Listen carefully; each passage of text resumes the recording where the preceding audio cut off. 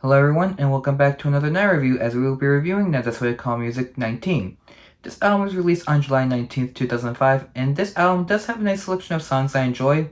The songs I enjoy are mostly on the back half of this album, so don't expect to be getting songs that have many positive words, even though there are some I do enjoy. But let's get on to not only the number one song on this album, but also one of my most annoying songs.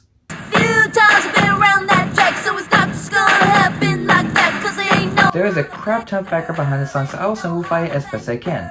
The song came up as Stefani was called back to a recording studio after a session with the Neptunes to record more music with them. It was then that Pharrell Williams played her a song from a then unreleased solo album called In My Mind, and she became envious. She was then excited to write another song, and while looking for inspiration, they found they had yet to write about her intentions of starting a solo career, and also remembering some comments Courtney Love had made about her, and using both of those things, this song was the result. This song is a very polarizing song as you either like it or dislike it, and I am on the dislike side. I find the song very annoying, and it got more annoying as I found out that the song uses a lyrical and melodic interpolation of Another One by Dust by Queen, which I also find very annoying. I probably didn't make any friends with this, but this song really does irritate me. But like I said, you either like it or not, and I will let you guys decide which side you are on. But as for a song I do enjoy,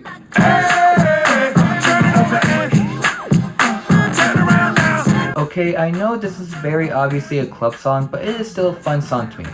I don't remember if I talked about Will Smith in the past review or not, but this song is still the best thing I have heard from him. The song doesn't have much, but to me it is fun to listen to, and I love listening to the song whenever I turn on the album. Is it the best song on the album? Not by a long shot, but it is still one of the better songs on this album. And now on to someone I consider a one-hit wonder.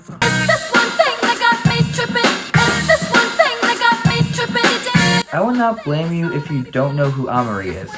This song was influenced by go-go rhythms and samples O Calcutta by the Meters, which is a funk song from 1970. The lyrics focus on an unidentified thing that feels a romantic attraction. Also, if you watch Rom-Com Hitch, you probably have already listened to this song as it appears on the soundtrack. The song admittedly annoys me as well. The song seems like it says the same thing a lot and it gets pretty annoying really fast. It's not as bad as Holla Back Girl, but it still tests my patience. And now on to a song that is more forgettable than annoying.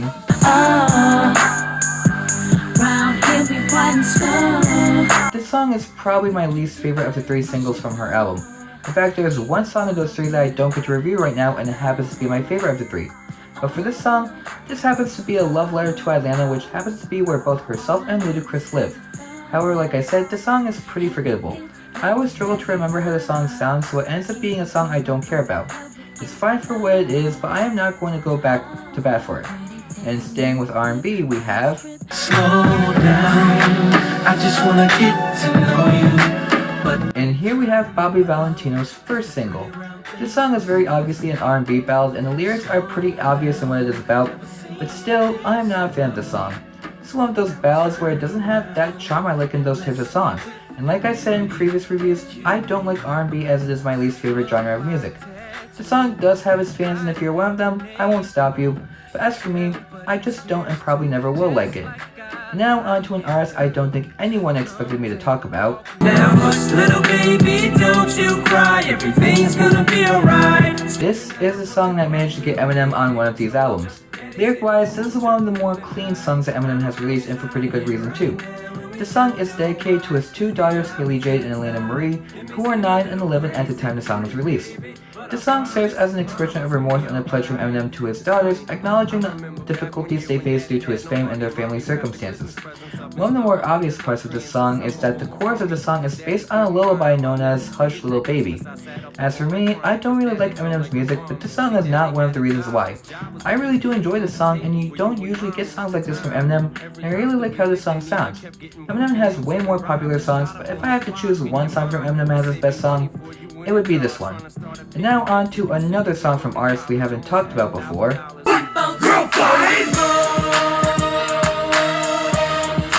If you didn't know, this is actually Brooke Valentine's first single. This song is about a tension between two girls who end up in a cat fight, and for the record, I really don't like using that term. This song also has an online game attributed to it, but I really don't want to talk about it. As for the song itself, it's good, but not great. I think the beat is really good, but I think Big Boy runs away with the whole thing. He has an incredible skill for rapping when it comes to this song, and Brooke Valentine is a good singer as well. I can't really remark on how well Lil Jon does this song, as I think he is just a hype man for this song. As it is, it's a good song, but there are better songs across this album to listen to. And now on to a pretty familiar group as we have talked about them plenty of times before. Girl, I can tell you've been crying and you're needing somebody to talk to. I did not realize how dark the meaning behind the song was. Although knowing that it was Kelly Rowland's experience and she was the artist behind Stole, which I reviewed a few months ago, I shouldn't be surprised. The song was written about an abusive relationship Kelly Rowland went through at the time of writing. The song also samples Ocean of Thoughts and Dreams by the Dramatics. As for my opinion, just like the last song, I think it's good but not great. The song mostly comes down to the sound for me, and I am not that crazy about it. And mainly, I've never been fond of this group, but I still think it was a nice song for what it was. Now onto a last song I think has a very obvious title.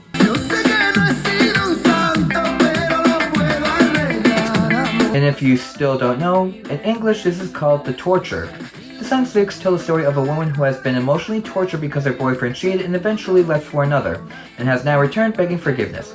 The album doesn't credit Alejandro Sanz for some reason, even though he is a big part of the song, but other than that, I really like the song. I really like how they incorporate pop, reggaeton, and dancehall into one perfect sound. Both singers also have really nice voices for this, and even though Latin music is something that can be polarizing depending on the subgenre, I believe that this is a very good song. And now on to a singer I have been a bit cooler on in the past. Don't look no further, baby, I'm that, yeah. And this is probably the best song I've heard from this artist. This is not a hard-hitting song by any means, but when I first heard it, I was impressed with what I listened to. Once again, Baby Bash has a very great voice that works well, and I think this song is his best vocal sound, and Akon has always had an interesting production, and this is one of his best works from him. I really do like this song, and if I were to recommend any song from Baby Bash, it would definitely be this song. And now on to an artist who has frequently collaborated with Baby Bash.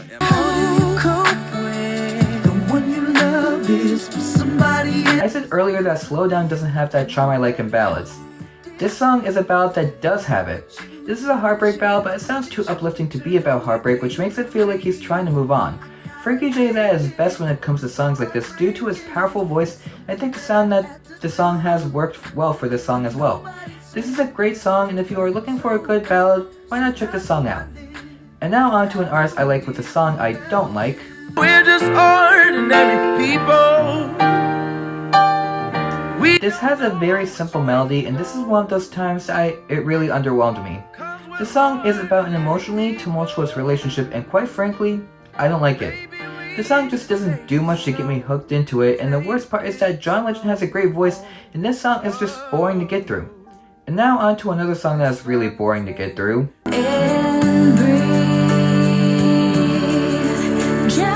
This song does have a nice message, but the sound just doesn't do it for me.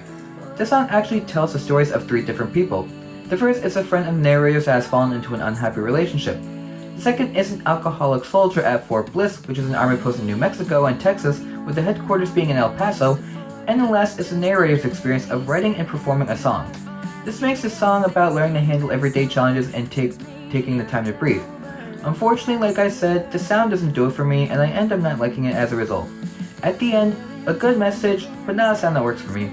And now on to a country ballad with I'm gonna love you like no. So this rendition is the most popular rendition of the song. Tracy Byrd was the first person to record this, and a year after that, Ronnie Crowell and Vince Gill recorded the song. And then a year after that, we have Keith Urban singing this. This is another example of a ballad I can't get behind. I think that for me to like a ballad, it has to have more than just a slow rhythm and heartfelt lyrics. I like to hear something that makes it more enjoyable to listen to, like with Frankie J's song earlier. Overall, I don't like this song that much, even though I tried to do so. And now on to a tone switch with this next group.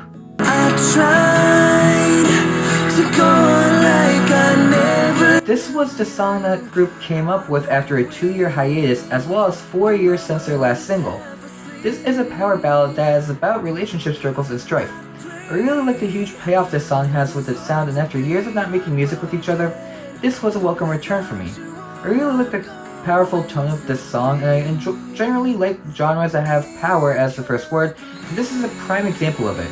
The deep piano notes at the beginning already show a darker sound to the production, and I really like how the noise gets louder as the song progresses. Overall, I think this is a really good song. And now on to all the rock songs, starting with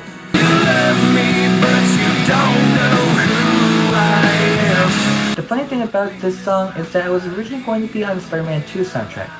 It wasn't on the soundtrack because the band liked it so much they kept it for themselves. The song also has a meaning to the lead singer, and all I saw about the song was that it was a breakup song. This has more of a grunge sound to it than their other songs, and I think it works well. I do think that this is a good song, which is not surprising for this band. And now on to a first-time artist with this next song.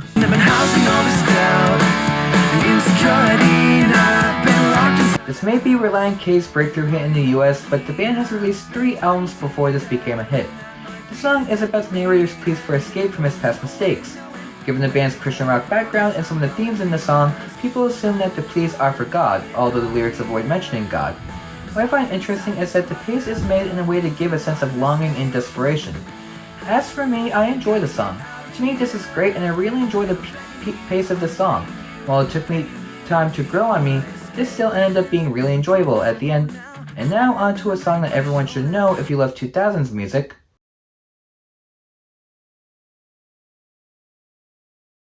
This is The Killer's first and most successful song.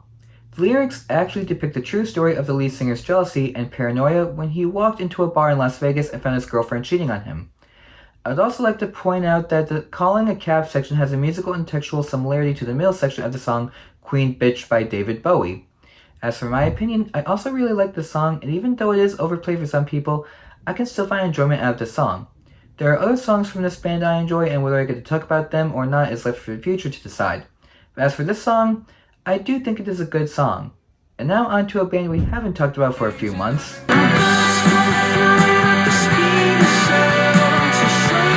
This is the point where I started really liking Coldplay's music. This song was inspired by lead singer Chris Martin's daughter Apple and Kate Bush, particularly Running Up That Hill. I know that the band's opinion of the song has soured over the years, but to me, I still enjoy the song. Like I said, the album this is on is the point where I started liking Coldplay's music, and this song was a big reason why. Just like with the last song, it took a while to grow on me, but it eventually did. This is one of those songs where it's hard to explain why I like it so much, so if you're curious, I would say check it out. Now on to another band we have not seen for an even longer time. Windmill, windmill for the land of forever. You saw correctly, I get to talk about the Gorillaz again. The Now album does not credit the rap group De La Soul, even though a lot of other platforms do so. I don't really know why they aren't credited on the Now album. Either way, this song is another great song to me. I think that De La Soul is the reason why I ended up liking this song so much, as I don't really like the soft voice of 2D whenever he sings. I still really like the song, but it says something when my favorite part of the song is from a group I don't even listen to. And that is it for this album. This was a really great album with a really great selection of songs, and even I was surprised by how many songs I loved. Picking a favorite from this album was really difficult since there were 11 songs that could have gotten picked for that title.